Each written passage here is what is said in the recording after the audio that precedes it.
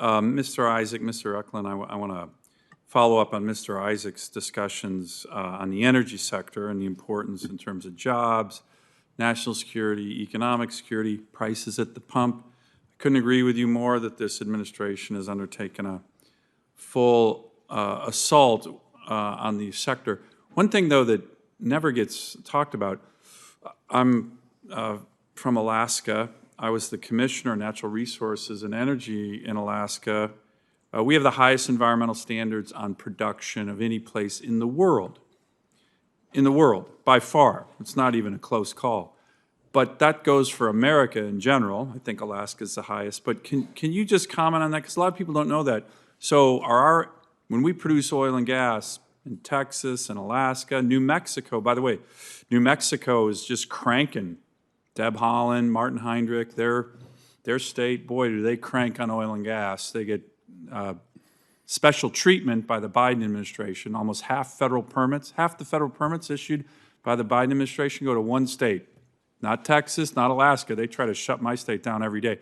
New Mexico, I think it'd be a great hearing to have. Why is New Mexico getting all this special treatment for oil and gas? Maybe it's the Secretary of Interior, maybe it's the senior senator, but who knows? I'm digressing here because an issue I get a little hot and bothered about. But do we have higher standards than, say, Russia, Saudi Arabia, Venezuela, Iran, where the president's going around begging for more oil production?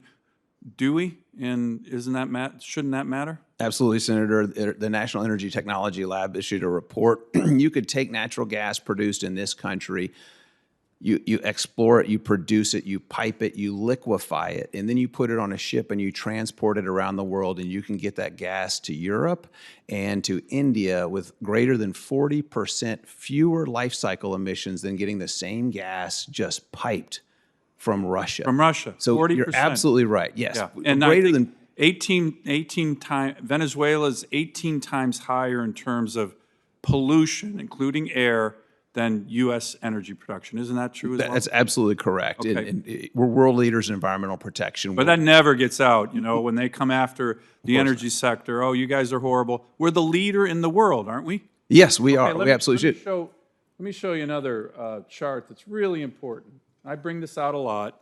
By the way, all the national media's fact-check this because they hate it, but it happens to be true, and even they have to admit it's true. So this is a chart of CO2 emissions since 2005, okay?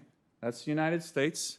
We've reduced CO2 emissions by almost 15%, okay? There's China, there's India through the roof, okay? Why do you think that happened? It's technology and it's environmental leadership. And it's also the revolution in the production of natural gas in America, correct? Yes. Because it's clean burning relative to other sources. We moved off coal and we went to the production of natural gas. I am glad you brought up CO2 because I'm ingesting higher concentrations than what's prevalent in the atmosphere, and I'm not spontaneously combusting. Well, so we can't demonize CO2. It's necessary for life on Earth. But my point is, if other countries had the profile that we do, don't you think the global emissions problem we'd make significant if China and India had our profile, wouldn't that be good for global emissions around the world? Oh, absolutely. Does everybody, Mr. Eklund, do you agree with that? I think that's pretty obvious, yes. Yeah. Okay. Ms. Fallon, do you agree with that? Could you repeat your question, please? So, well, try to make it really short. I'm going to be out of time here in a minute. I want to ask, Ms. Johnson, I want to ask one final question. It's a really important one for me, and I've brought this chart up a lot too. This is a chart about life expectancy in my state, in America. Dark blue, even purple, is the most life expectancy, increases from 1980 to 2014. Unfortunately, in America, there's a couple areas you look, orange, red, yellow, the life expectancy in America decreased. That's mostly the places where there's opioid challenges. Alaska's had the biggest life expectancy increases of any place in the country, almost 13 years. What's remarkable about this, and the reason it happened, is because resource development happened. That's the North Slope of Alaska, Northwest Arctic Borough, Aleutian Island chain with the Magnuson-Stevens Act. That's fisheries, that's oil, gas, mining. So my question is, this administration likes to talk a lot about environmental justice, environmental equity, but when it comes to Alaska Natives, they don't count. They don't count because they try to shut down resource development projects in these parts of my state that will not only hurt people, it's a matter of life and death.